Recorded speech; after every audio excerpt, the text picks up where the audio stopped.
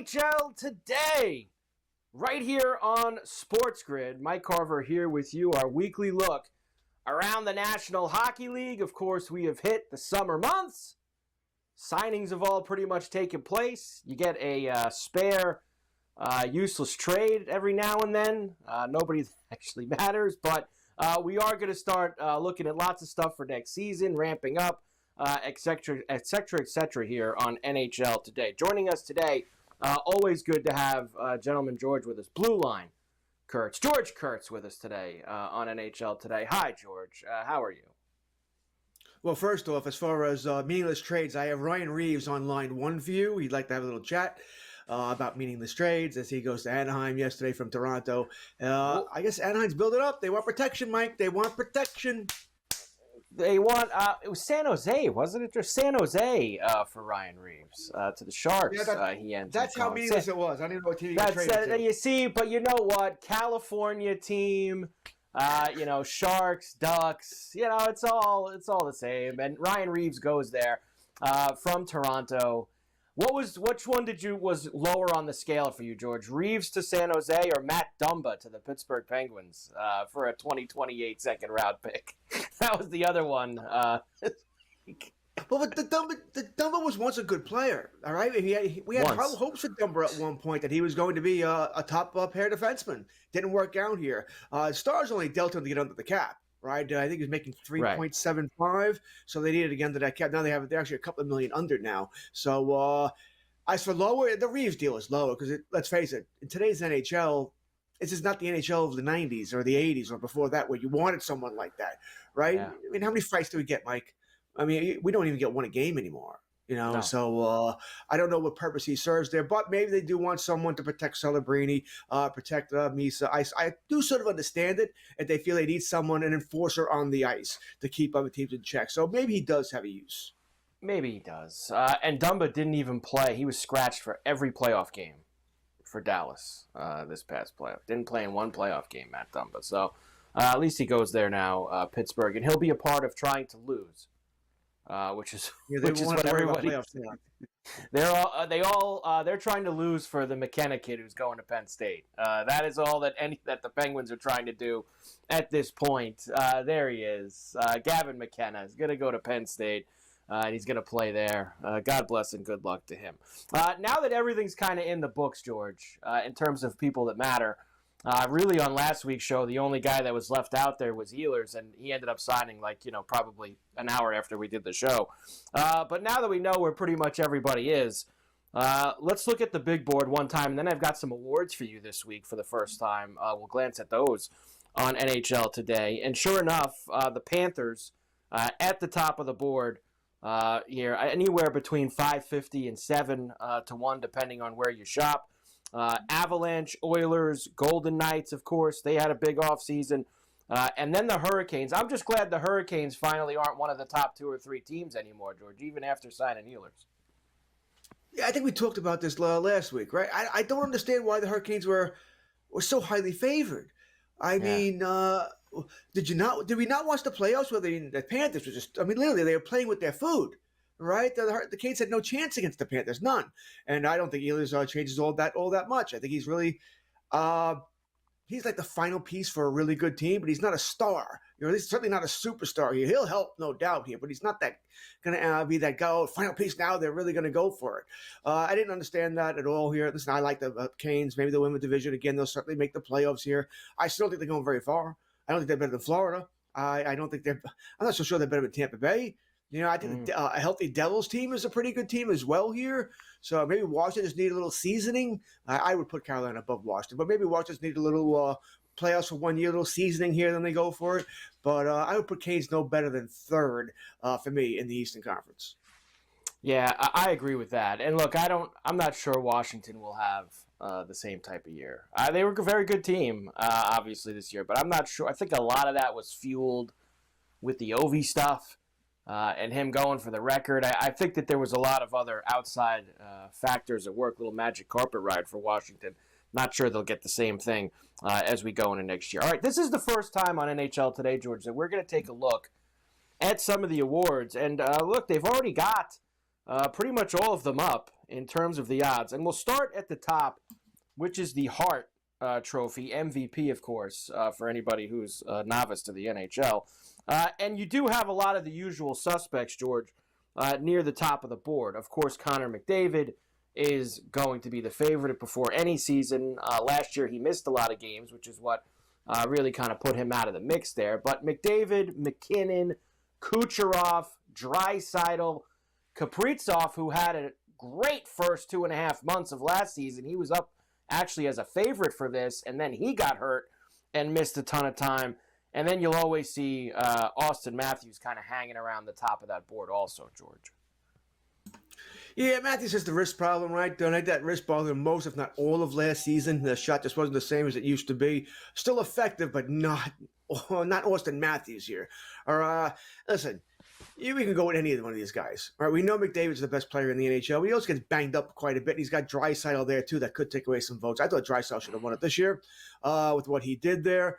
McKinnon's fantastic. Kucherov, I mean, we can go on and on here with all the fantastic players here. I'm curious about Colorado with McKinnon and the changes they've made here. Will he be quite the same without Rantanen for a full season? Well, I agree. I think that's something that you have to look at. But, the other thing is you looked at that board of all the guys who were the favorites for that.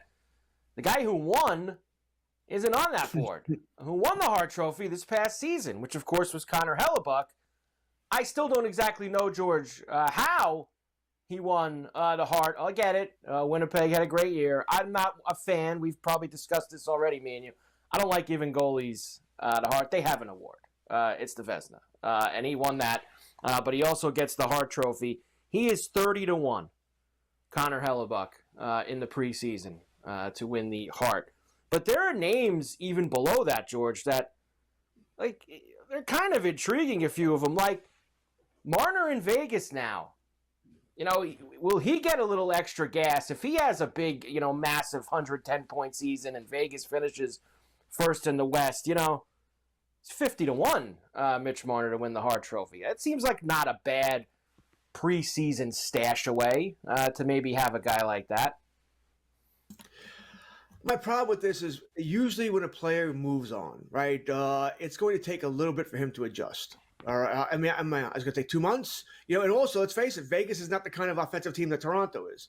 He's got Jack Eichel, but, there's no Nylander, there's no Tavares, no Matthews. He's down a lot of skill there. I think he'll be fine. I think he's going to have a good season there, but it's funny. I think in some ways there could be more pressure on him here. In Toronto, I understand it's the media capital, blah, blah, blah, blah, blah. And, but you had other players who could score just as well as you can. You really don't have that with Vegas. And Eichel is not quite, a 200-point scorer. He's not that kind of player. A little different there. So it's going to be a lot of pressure on him to provide what they really want him to provide. I think he might find it out rather quickly here that the pressure is going to be there as well. Maybe not the outside pressure as much, different kind of hockey environment there, but inside pressure from management, ownership, man, they're going to want him to provide big time. I just don't see him having that kind of year. I think it's going to take a little bit of time for him to adjust here. Maybe once the calendar turns, we'll see the true Mitch Marner in Vegas. Yeah, no doubt. And look, there's a few others. Can I interest you in Sorokin at 500-1, George? You want me to interest you in Ilya Sorokin? Would love it. We know if he wins the MVP, things are going real well on the island here. They had a real good year if that ends up happening. Panarin 100-1 for a guy on the Rangers, but obviously don't expect the Rangers to be that great this year. Matthew Tkachuk 80-1. He misses, gets hurt too much would be. Cale Makar 33-1. That's not bad. That's not bad either. I know we talked about McKinnon, but that's not awful for Cale Makar. And Pasternak at 28 for a guy who's scores tons of goals and sometimes is in the mix as well is not awful either. All right, NHL today. We'll come back and look at a couple more of these. Mike Carver with you. George Kurtz is with us. We're back on the grid right after this.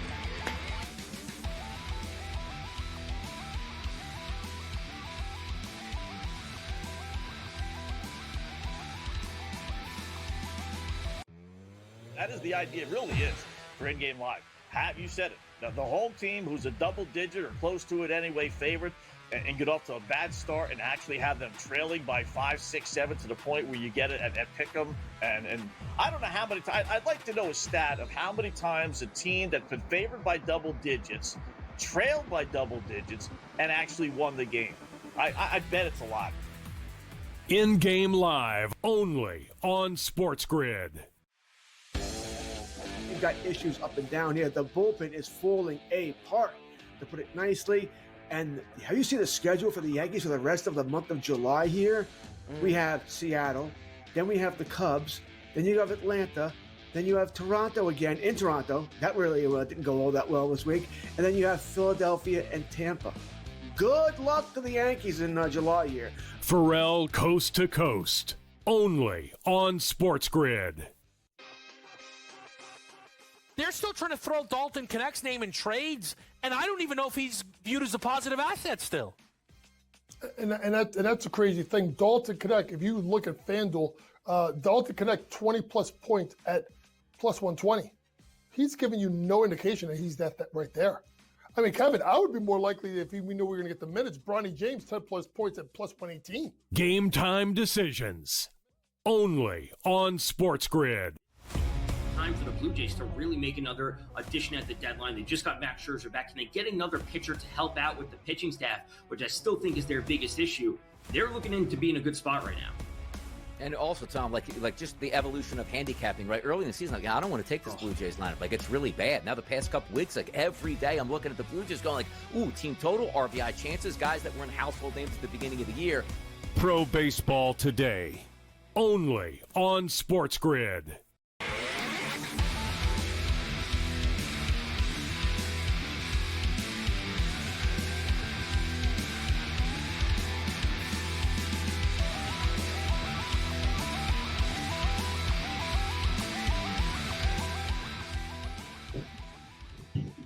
And we are back. NHL Today, right here on SportsGrid. Mike Carver here with you, our weekly look around the National Hockey League. We've got George Kurtz with us today as we, for the first time on the show, take a look at some of the awards, odds that have been posted for next season. We gave you some stuff with the Hart Trophy. The Rocket Richard, George, which of course goes to the guy who scores the most goals in the NHL. We know that it's kind of been the same guys around this thing the last couple of years. Draisaitl and Matthews are the two favorites by a pretty significant margin. They're both in the threes. Then you dip down to Kaprizov and then Pasternak. I actually see Pasternak at an even less number. That's a good number we have on that board there, 15, because I'm looking at a book that has Pasternak at 9. So if you can get Pasternak at 15, by all means, go ahead and get it. McDavid, Nylander, Tage Thompson on my board at 20-1. Most goals scored. It's usually the usual suspects, right, George, when you look at a market like this? Listen, I already said Austin Matthews, it's going to come down to, do you believe the wrist is healed, right? And I don't know, right? That was a lingering issue all season long. We have not heard. I mean, listen, you and I were complaining before the show, right? Funny hockey news in July can be rough here, so I don't know what's going on with him. Whether he's going to have surgery, is he rehabbing? What's the deal here? But that wrist was bothering him all of last season, so that's definitely a concern there. Plus, no Mitch Marner, which granted may not be a total killer, still a lot of talent there with Nylander, Matthew Knees, who re-signed Tavares and such. So I probably don't feel great about Matthews, not with the injury. Listen, I'm Captain Chalk. I think it's going to be Draisaitl. All right, that one-timer on the power play in the low circle is just devastating. He never misses the damn net. And McDavid's looking for him over and over. They're all looking for him, for him to hit that shot here. So it's hard not to take Draisaitl. McDavid's more of a points guy, right, than he is a goals guy. So I don't think he's going to get the most goals because you probably need 60.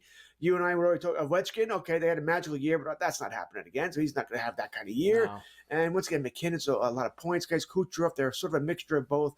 I'm going to be with the chalk here with Leon Draisaitl, a team that scores 1,000 goals. They just want to get him the puck over and over again. Trying to find you some interesting deep shots, maybe. How about, Rantanen's 22-1. It's obviously a little different. So many guys on that team. I know, that's the thing. Like, is he going to be able to score the amount of goals he did playing with McKinnon? And look, it's not. He's got talent. He's going to be playing with talented guys in Dallas. There's no doubt about that.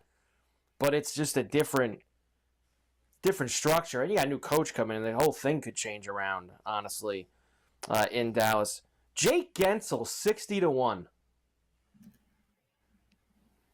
Not Buttigieg, but he's a guy who generally gets hurt a lot as well. Yeah, and I think you would need some of those guys at the top to get hurt for him to maybe have a chance at that. Like you would need, I think any of these deep shots, you would need some of those guys to miss time in order to get them up there. Taking a deep shot, though, you're accepting this risk, right?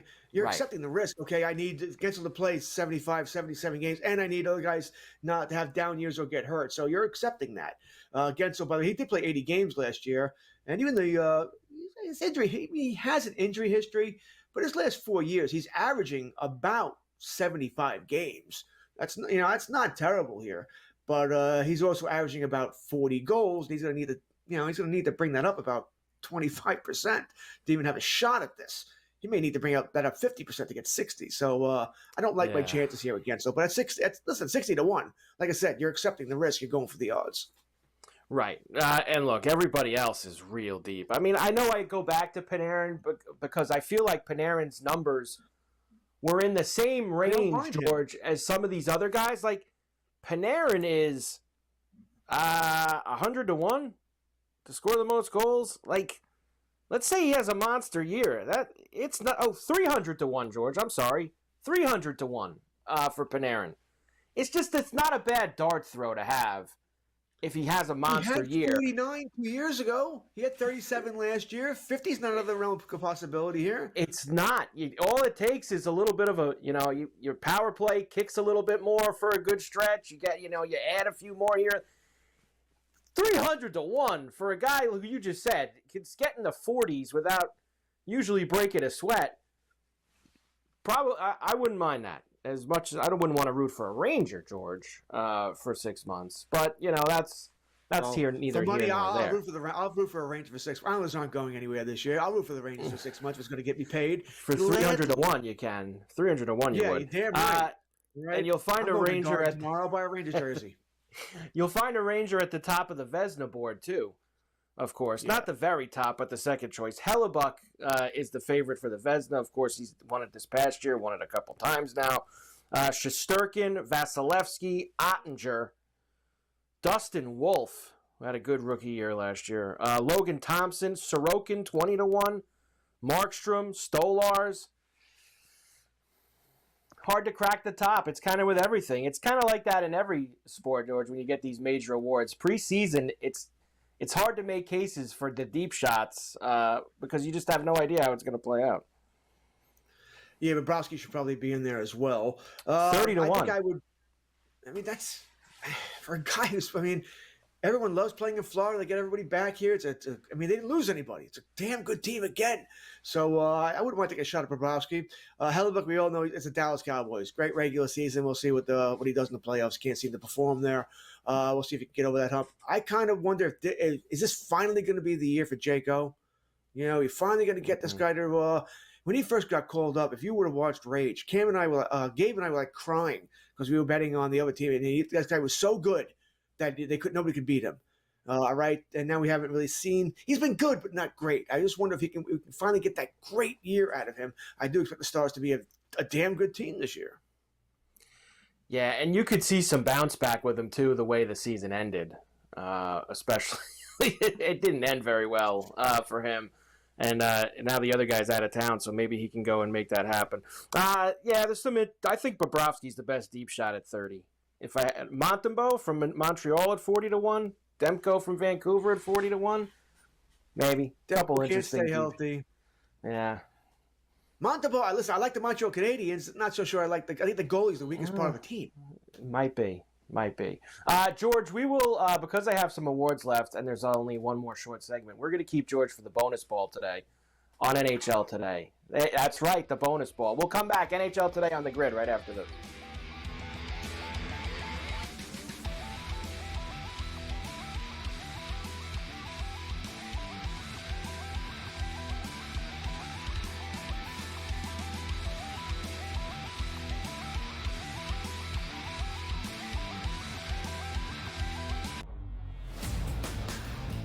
I say, you crank that soldier boy, right? You Darvish back on the mound. Haven't seen this guy in a minute right now. Yeah, man, crank it, man. Get it going up. Get the high. Yeah, let's go. Crank that soldier boy up here. Yep. Yeah, I mean, come on, man. That was big back then. Where were you? Senior high school? Or maybe even in grade school then? Bar mitzvah slate. In the bar mitzvah slate, each and every weekend, the young Benny Steve was out there hitting. The Early Line, only on SportsGrid. Tony Gwynn had 107 career at-bats against Greg Maddux. Never struck out once. Oh, that's nuts. In 107 times. 107. Cam, if you took the modern player and said, are you going to face Maddux 107 times in a row? Like Vlad Guerrero Jr. and these guys, they'd strike out like 62 times type thing. Exactly. It'd be like 80 times. It'd be like whiffing. Sports Rage tonight, only on SportsGrid. Scrounge out a couple of quarters from under the couch to go trade for somebody who actually makes some money. I don't think that he would actually do that. That's not in Hal's style the last couple of years, especially in season. I saw they signed that Heimer Candelario, who the Reds released. That's more their style, going the discount aisle as opposed to trading for someone who's actually having a huge year like Suarez. Pharrell Coast to Coast, only on SportsGrid. I would be looking to get him in dynasty or keeper leagues. If I'm out of a league and I'm looking to rebuild for the next years ahead, that's where I'm looking. Yuri Perez is a special young pitcher that we're going to be talking about in that Paul Skeens, in that Tariq Skubal, in that grouping of guys. I think he can be that good. He's only 22 years old. He's the boy. So you're getting a situation here where Yuri Perez eventually is going to grow into that man of a pitcher. Fantasy Sports Today, only on SportsGrid.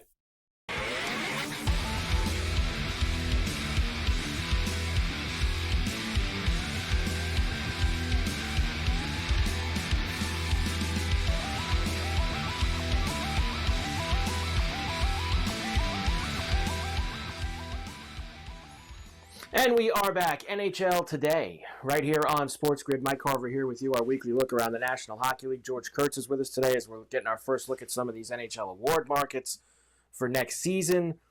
Before I'll finish with the Calder, George, but the Norris, which is the best defenseman, probably the biggest favorite, I guess, out of any of these awards is, or the shortest, I should say, is Makar, who's on the book I'm looking at plus 150, and Quinn Hughes is plus 200. So both of them pretty high up.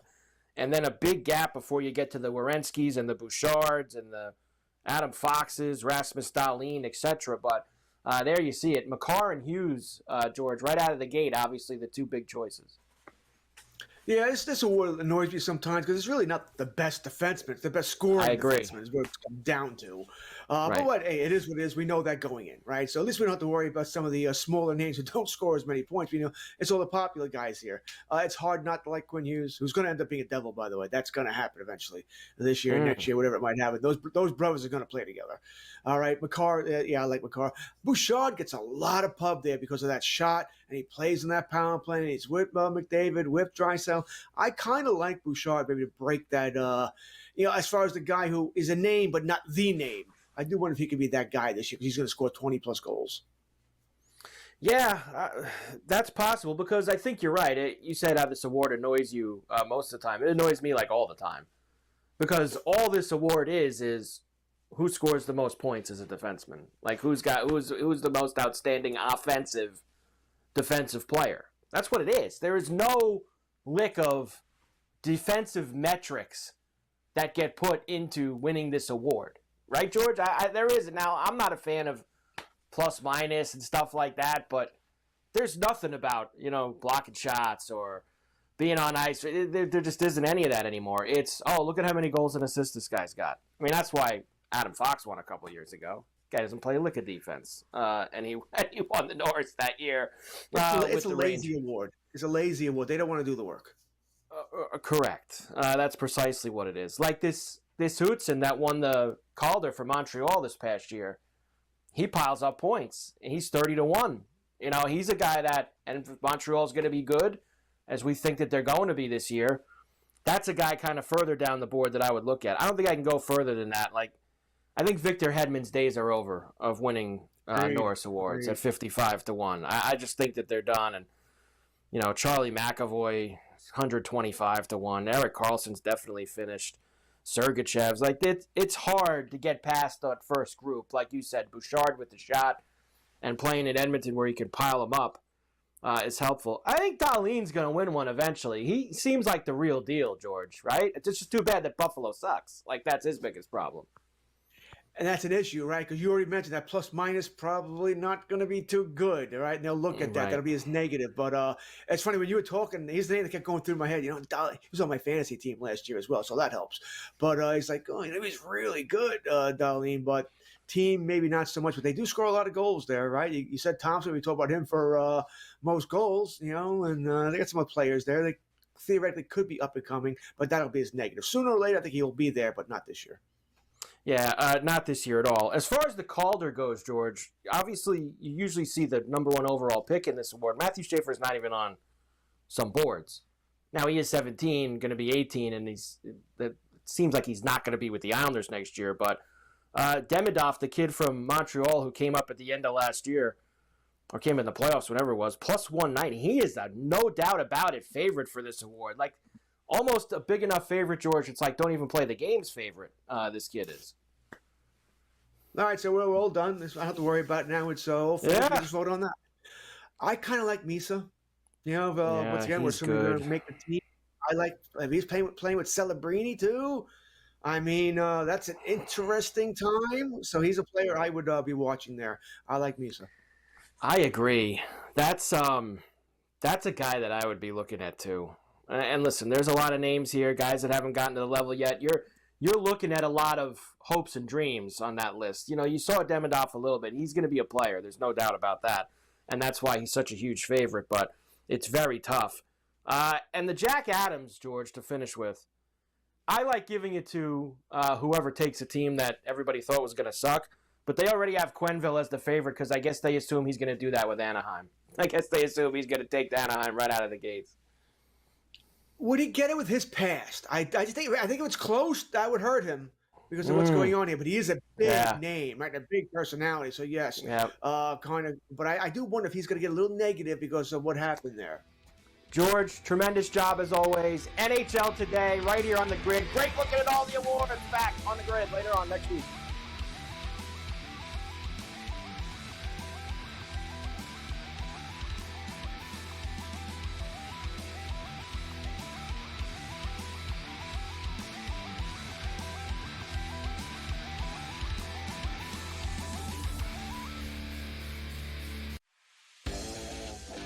Cooper flag against Bronny James feels like Mike DeCourcy against Mike Tyson. I'm sorry. I mean, let's be real about this. We're talking about a generational prospect in Cooper Flag and LeBron's kid who averaged 5.5 points in his 1 year of Division I basketball. I'm not saying LeBron is a poor player, but I don't see him as an equal attraction or an equal. Pharrell Coast to Coast, only on SportsGrid. Things you have to look at is what the team has the following day, especially when it comes to bullpen usage. A lot of the things I like to attack is you see these extra inning games, these games get drawn out, these bullpens get worn, or if someone gets shelled the first 3 innings and they got to go to the pen, early, that's a good spot to kind of hop in the middle of the next game. You got a tired bullpen, right? You try and take advantage there, maybe with an over, maybe with a money line. You're getting plus money on a favorite at that point. In-game live, only on SportsGrid. Piece of an interesting couple of weeks in California. If you recall, just I think it was 2 weeks ago, language was inserted into a bill that would outlaw or ban sweepstakes casinos and sports betting, which of course we've seen lots of that happen this year. So California is an interesting market because, as you've said, there is no legal online casino. There is no legal online sports betting. Newswire, only on SportsGrid. Like Montreal, has a new coach. Like I might be the new coach of Montreal in 2 weeks. Like they have a new coach all the time, and they always have, we're playing a new system. They're like, they have a bunch of 20-year-old players and kids on the pitch. Anyone that's good, they sell and they trade for money all the time. Like it's a real disaster. But they hit a new low tonight, getting eliminated by the Forge. Sports Rage tonight, only on SportsGrid.